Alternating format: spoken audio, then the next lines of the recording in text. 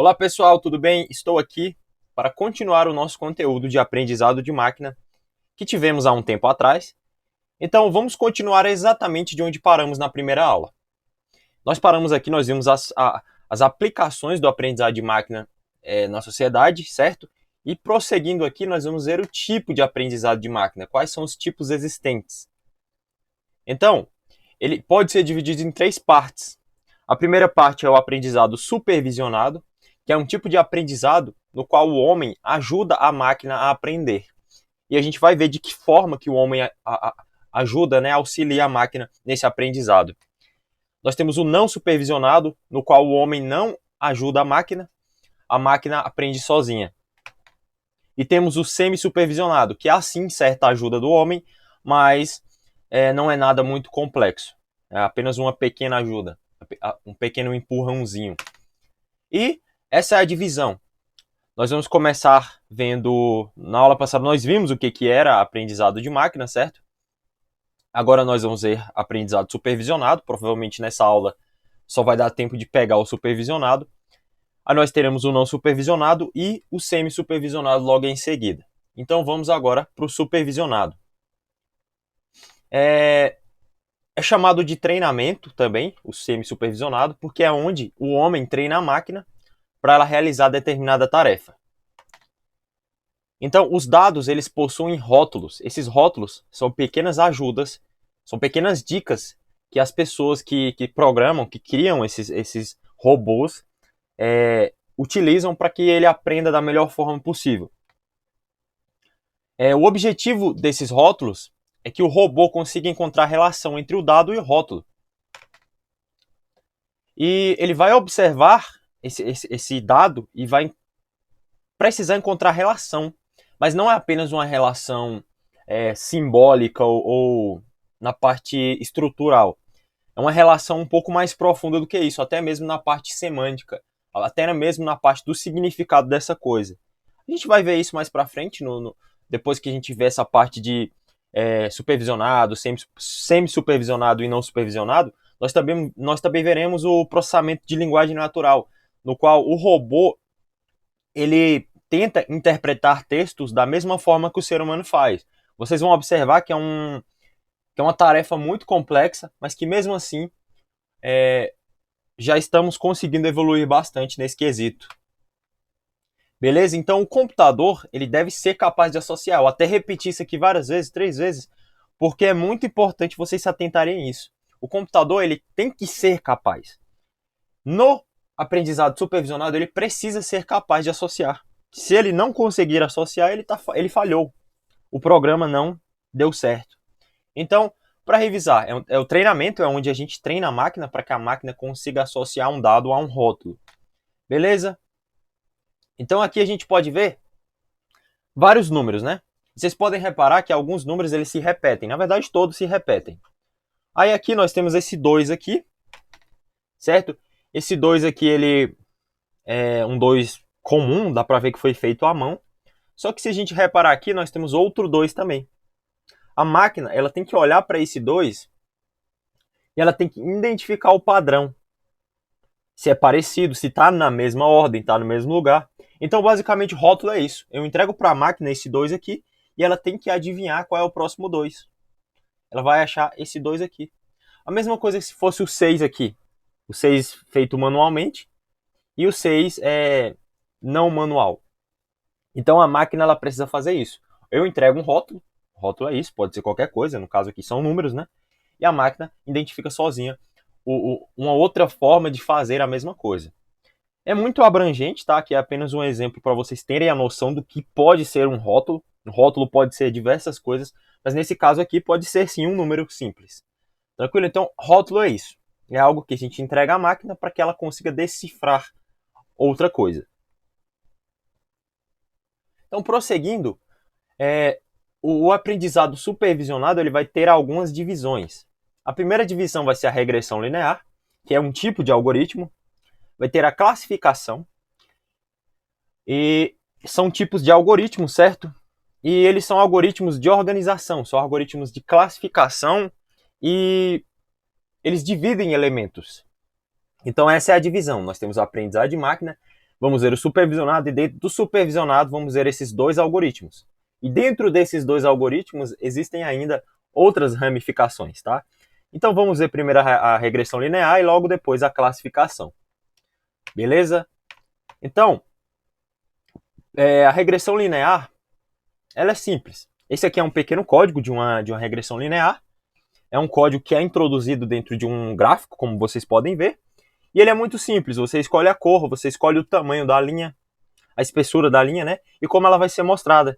E dentro desse gráfico aqui, essa curva, chamada de curva, ela vai dividir os elementos, vamos chamar de indivíduos, vamos chamar de itens. Ele vai dividir os itens de forma igual. E essa forma igual pode variar de acordo com o contexto. Beleza? Então vai prever valores e características através de uma curva.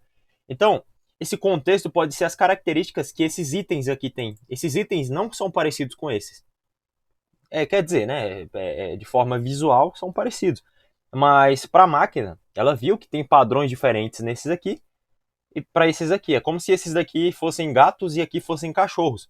São parecidos. Os gatos são peludos, os cachorros são peludos, têm patas ambos, 4 patas, né? Só que o cachorro late, o gato mia e o pelo do gato é mais fino. Então a gente vai encontrando essas características simplórias. Por isso que a palavra prever é utilizada aqui, né? O verbo prever é utilizado, porque literalmente essa curva vai prever, ela vai classificar. Então aqui tem um pequeno GIF para mostrar como que isso acontece. A curva ela vai girar e ela vai encontrar a diferença aqui. Vocês podem ver que há itens vermelhos e azuis. Então a curva ela vai parar no momento que ela chegar, ela dividir o azul do vermelho. Porque, obviamente, até de forma visual, eles são diferentes. Prevendo as características que cada um tem em comum. E agora vamos ver a classificação, né? A classificação também vai traçar uma curva. E essa curva identifica classes de elementos. É muito parecida, na verdade todas são parecidas, todas essas ramificações, porque elas fazem parte do mesmo algoritmo, né? Só é uma forma de implementação diferente da outra. Então essa curva vai identificar classes de elementos através de características recebidas. Vamos retornar ao exemplo do gato e do cachorro, por exemplo. Gatos e cachorros são parecidos, mas características sutis os diferenciam, como, por exemplo, o cachorro latir e o gato miar. Então aqui, digamos que aqui sejam gatos e aqui sejam cachorros. Eles são semelhantes de certa forma, como eu já disse, mas eles precisam ter uma curva dividindo eles para que eu saiba a espécie, né, a classe, aqui, como está descrito aqui, classe. No caso da tecnologia da informação, as classes são números, grupos numéricos, determinados tipos de equações. Mas aqui eu estou usando o exemplo do gato e do cachorro para ficar mais simples, mais didático, tá bom? Então, prosseguindo aqui, esse daqui é um GIF que representa muito bem a classificação. Então, ela vai ser a mesma coisa da regressão linear. Ela vai parar no momento que ela encontrar uma ordem que divida bem os dois elementos. Saiba diferenciar a classe dos dois. Então é muito simples, não é nada muito complexo. O código é muito parecido com aquele primeiro código que a gente viu na primeira imagem lá. A única diferença é o formato que a curva pode ter. Aqui ela já tem um formato mais arredondado, né? No caso da regressão linear, como o nome já diz, a curva tem um formato linear. Aqui ela classifica, não importa o formato que a curva possa receber, possa ter. Então, agora nós vamos ver duas extensões dentro da classificação. Duas variantes dentro da classificação. A primeira é chamada de SVM, ou Support Vector Machine. Suporte de máquina de vetor. É muito interessante esse SVM. E também temos as redes bayesianas. Aqui faltou até o A, mas é rede bayesiana, tá? Então, nós vamos ver um por um do que cada um deles se trata. Então aqui, esse pequeno gráfico aqui para ilustrar para vocês. Aprendizado de máquina supervisionado. Dentro da classificação nós vamos ter o SVM, que veremos agora. Então, o SVM encontra uma curva. Também tem curva. Afinal, é uma variante, né, da classificação, variante do supervisionado. Então vai encontrar uma curva que vai dividir duas classes de forma igualmente espaçada. Então, aí já tem uma certa igualdade, diferente das outras. Igualmente espaçada. Então, todos esses indivíduos eles são parecidos em um lado da curva e são parecidos também do outro lado da curva. Isso de forma 100% parecida. É como se nos outros a gente tivesse visto várias espécies de gatos e várias raças de gato e várias raças de cachorros em cada um lado da curva. Só que dessa vez nós vamos ver apenas pitbulls no lado dos cachorros. Eu não conheço raça de gato, mas enfim. Vamos ter apenas o gato vira-lata do outro lado da curva. Então é basicamente isso. Então, essa curva ela é um pouco mais, como eu posso dizer, um pouco mais variável, porque ela pode se movimentar para vários lados, diferente das outras. Por isso que ela divide de forma espaçada, de forma igual. Prosseguindo aqui, nós temos esse GIF que representa bem. A curva ela divide melhor. Ela tem mais autonomia para dividir os elementos, para dividir os indivíduos. Então, essa é o SVM. Ele suporta a matriz, ele dá um suporte à matriz de classificação. É uma classificação muito mais avançada do que a classificação comum, a classificação simples que a gente viu antes do SVM. Então, para continuar aqui, nós vamos ver as redes bayesianas, que elas são usadas para identificar a probabilidade de um evento ocorrer. Então, elas podem prever a probabilidade de, sei lá, um terremoto acontecer, podem prever a probabilidade de um assalto ocorrer em determinada rua. Então, como que esse algoritmo vai fazer isso? Ele vai utilizar dados, uma série de fatores que já aconteceram antes, coisas recorrentes ou não. Isso vai depender da qualidade e também da potência da máquina que está rodando esse algoritmo. Então, vai ser representado por um gráfico acíclico, ou seja, é um gráfico que não tem um ciclo, ele não segue um ciclo reto, mas ele sempre vai... Ele é simples de entender, mas ele não segue um ciclo, ele não vai em linha reta. É só isso. E essas variáveis que tem dentro desse grafo acíclico, elas vão indicar relações. Então, como o gráfico ele não é cíclico, ele não segue uma linha reta, essas setas vão ajudar na leitura desse gráfico, desse grafo.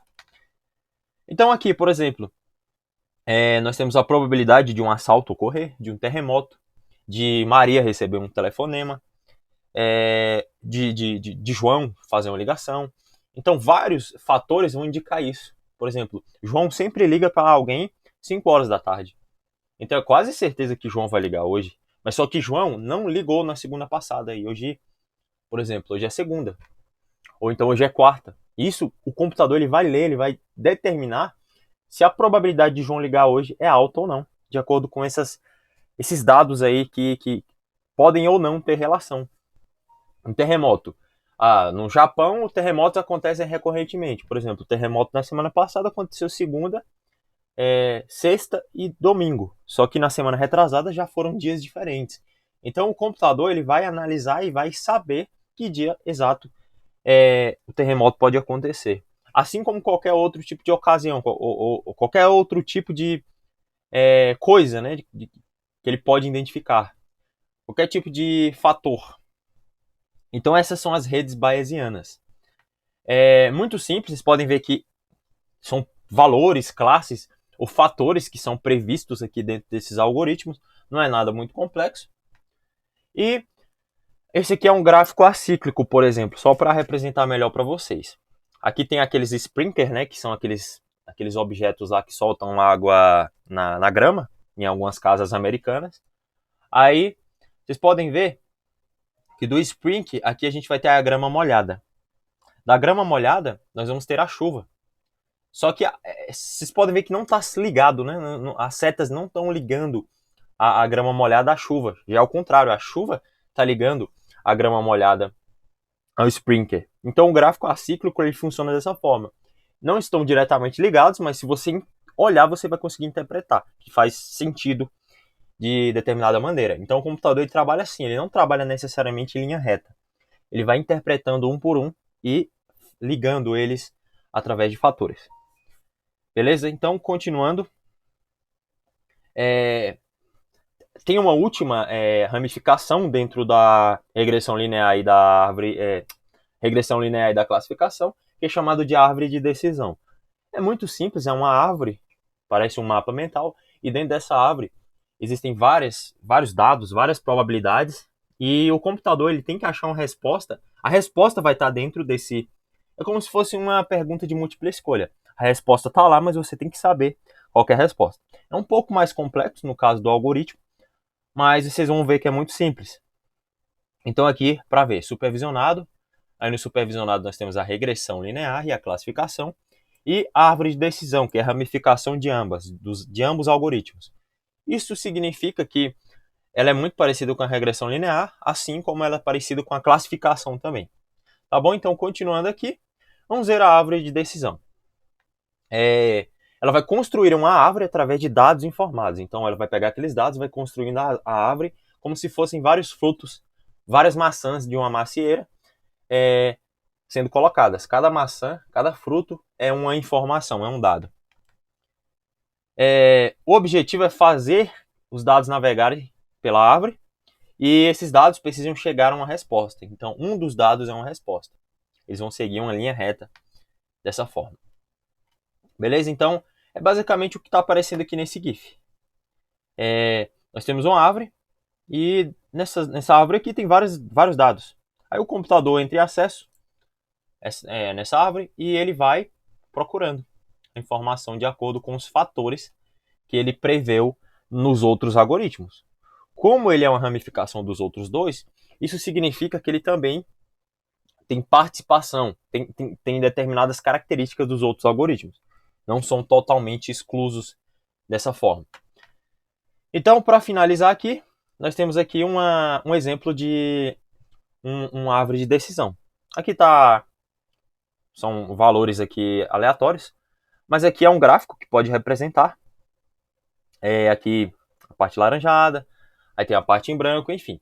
Aqui vai seguir uma linha reta, certo? Aqui tem determinado valor, tem determinados exemplos aqui, determinadas classes. Então, o programa vai verificar os valores que estão aqui dentro e vai ver se é verdadeiro. Se for falso, ele já vai seguir outra linha. Se for verdadeiro, ele terminou. Aqui nesse caso aqui terminou. Aí é falso. Aí vai continuar e vai ramificando até o computador encontrar a resposta correta para pergunta, para indagação, para qualquer tipo de coisa, para equação. Nesse caso aqui é uma equação. Então, o computador ele trabalha dessa forma dentro da árvore de decisão. Beleza? Aqui de uma forma mais simples.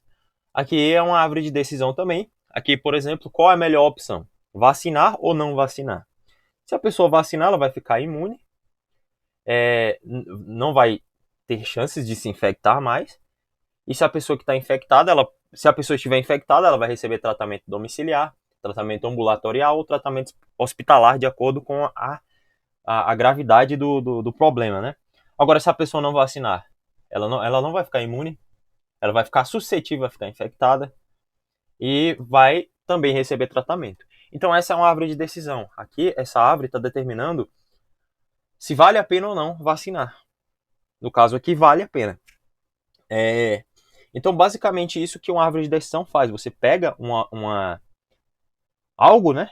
E desse algo você vai achar uma resposta através do que está informado aqui na árvore. Beleza? Então, para terminar aqui, eu chego no robô e pergunto, robô, só claro, não de uma forma direta desse jeito. Aí eu pergunto pro robô, acha uma maçã para mim.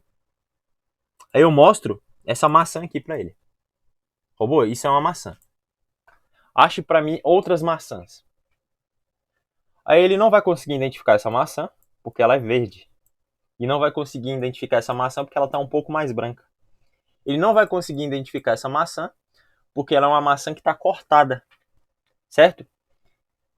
Por isso que existem todos esses algoritmos. Porque talvez no supervisionado o robô não conseguisse encontrar a verde. Talvez no semi-supervisionado o robô não conseguisse encontrar essa daqui. Talvez o robô não conseguisse encontrar essa daqui em outro algoritmo. Então todos esses algoritmos vão suprindo a falta de informação que um não tem. Então eles meio que se ajudam. Eles servem como se fosse um apoio entre si. As pessoas que criaram esses algoritmos. Então, eu dei um rótulo pro robô aqui. Robô, encontra essa maçã. Isso é um rótulo. A partir desse rótulo, ele precisa encontrar maçãs parecidas com essa. Aí, os algoritmos vão evoluindo e o robô vai conseguir achar dados mais complexos, como por exemplo uma maçã verde ou uma maçã cortada, certo? Então é assim que o robô vai aprendendo. Ele achou uma vez, ele só vai achar que ele não vai achar que isso aqui é uma maçã também. Mas quanto mais ele fizer isso, melhor a performance dele vai ser. Quanto mais experiência esse programa, esse robô obtiver, mais performance ele tem. Então, esses são os algoritmos de machine learning, tá? Aprendizagem de máquina. Isso cai muito em prova. E o que cai em prova é isso, a teoria que eu passei para vocês. Se fôssemos ver a parte prática aqui, que não é tão legal, é um pouco complexo, você precisa ter uma base na tecnologia da informação. Nós veremos a construção de algoritmos, coisas mais complexas do que isso, até mesmo construção de aplicativos ou programas. Mas para concurso público ou qualquer prova de nível médio superior, é esse conteúdo aqui que cai. Então, tem uma questãozinha aqui, tá?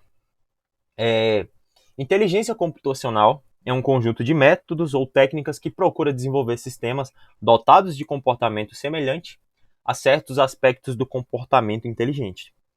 Então, certo ou errado? Nesse caso aqui é certo, né? De acordo com tudo que a gente estudou nessas duas aulas, é isso mesmo. Então, a inteligência computacional ou a inteligência artificial, o que ela quer? Ela tem um conjunto de métodos, técnicas e procura desenvolver sistemas dotados de comportamento semelhante a certos aspectos do comportamento inteligente. Então, é simples assim. É isso que o Machine Learning quer. É o objetivo da inteligência artificial. Criar um robô que pense como um ser humano. Ainda não conseguimos esse feito, mas no futuro, aí, daqui uns 20 anos, ou menos ainda, daqui uns 5 anos, a gente já consegue. Então, pessoal, a aula de hoje fica por aqui, tá? Eu espero que tenham gostado, que tenham entendido. Mas qualquer dúvida podem me perguntar aí nos comentários. Então, até a próxima. Valeu!